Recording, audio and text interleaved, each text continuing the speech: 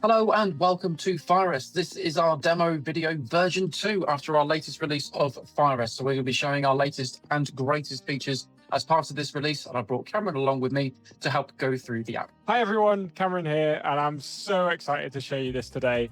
This is the brand new dashboard on our FireArrest app, capable for mobile, for tablet, and of course you have your admin area on PC, which we'll be visiting later on. First of all, hopefully you can see my tablet screen here. So you have your home section. That's where you're going to see all your kind of flagship information. So any unsynced data that you want to send to site, any forms that you or your operatives have to submit, drawings too, and you can see all your most recent drawings there. So all of your most recent work is in one handy place. So let's see what it looks like when you go into one of those drawings. So let's go to the right and we can see our drawings here. So select floor 1, for example, and you can see our floor plan, our beautiful floor plan. You get as many of those as you want with FireArrest. You can swipe left to favorite one or see the associated forms with that floor plan, or you can swipe to the right to submit it. So let's just go in and view it normally. And if we press and hold with our finger on any relevant place on this floor plan, we can see the option, do you want to add a pin? Of course, you're going to hit yes. And then you have as much detail as you want to add into that pin itself. So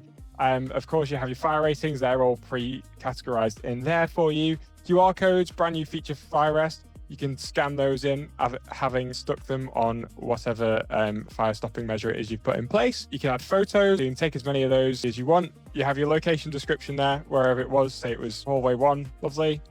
And any notes associated with that. And then this is the crucial bit. So you have to add a service type, and we'll go into creating a service type very shortly, but this will be linked to your project and to your form as well. So you can see in here, we've got some pre-made ones for you. Let's say we're doing a fire door inspection. We'll add that service to here.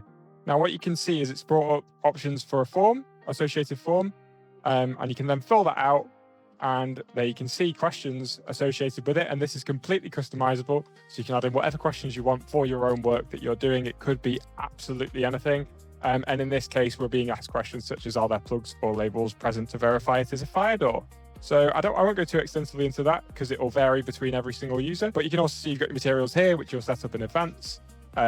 Let's say, for example, we're using hinge pads, and we can add that in there. And depending on the material, also allow you to enter a measurement, and we can obviously delete that or keep it as a draft. But it's crucial to make sure that whenever you do that, you are saving your work in the top right corner, like so, and you press OK on updating the pin, just to make sure it's all gone through. I'll very shortly hand over to my colleague John, but what you can see, it's our flagship feature, you might say, in the new app is that you can in fact use dark mode now. I know a lot of us like to use that on our various social media apps, etc., but you can see how beautiful that looks. The admin area is now available on the app itself, but of course it is best used on desktop for that full admin oversight, and that involves creating all of your projects and setting up the platform to best fit yourself. But I'll let my clued-in colleague John take it from here and show you how that looks from a desktop perspective. Thanks for that, Cameron. That's great. One final thing I would add into that is that the app is actually available offline as well. So once you've done that initial download for the projects, you can actually carry on with your work offline. And then as soon as you receive the signal, whether it be Wi-Fi or mobile, it will send back up to the dashboard to then push all the information through into the admin center. So the admin center is where you will do all the admin work. You've got user management and all your other account relevant information all up here in the top right-hand corner. But the actual really nitty-gritty stuff is where you're actually going to be adding your service types, your materials, even changing your pin statuses and things like that over here. So just very quickly, if we wanted to add a new service type, we can go to the service type area. We can very quickly edit these things if we wanted to by clicking the quick edit button here, or we've got some extra options here, but let's add in a new one.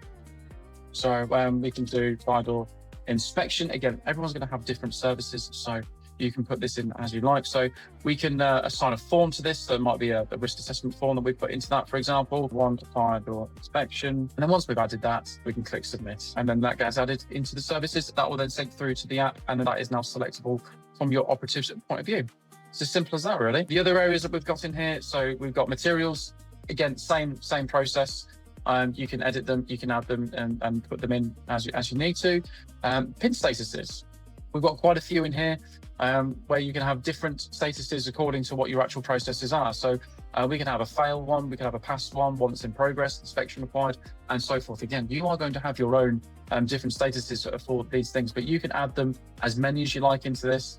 You can give us a name, and you can use any color you like in there. So it makes it really clear when you're looking at a floor plan, what statuses the various different pins are. In other areas, we've got the QR code, so you can create QR codes and download them, sending off to your favorite printer to have them sorted, so you can assign them to your stopping work. You can also customize your fire rating here as well. So we've got some in order here, but we can actually move them around, and then that will be reflected in the app as well when it syncs through. Moving on to clients. So this is where you add in your clients, which should be associated to a project.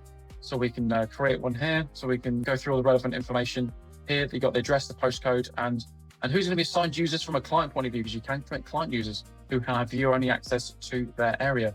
Saves you actually sending reports to them all the time. They can keep up to date in real time. Let's move into the reporting area. We've got an existing one here, so let's have a quick look at this one. So we've set up all the initial information here. So we've got your site name, who's actually going to be assigned to it. So at the minute, it's just this person here, this gentleman called Mark. But if I want to add myself and Cameron into it, then I actually can. Really useful, especially if you're working with subcontractors, because you don't want them to access every single project. Equally well, just for data efficiency, right? Those who don't need access to the project, don't give them access, because then they're not syncing everything that they don't need to access. And then we've got some installation guides. So you can upload installation guides or any other relevant documentation that you want your operatives to access. You can upload them to a project, and then they can view them at any given time. You can change the pin sequencing, whether it's per drawing or project-wide, depending on how you want to do it.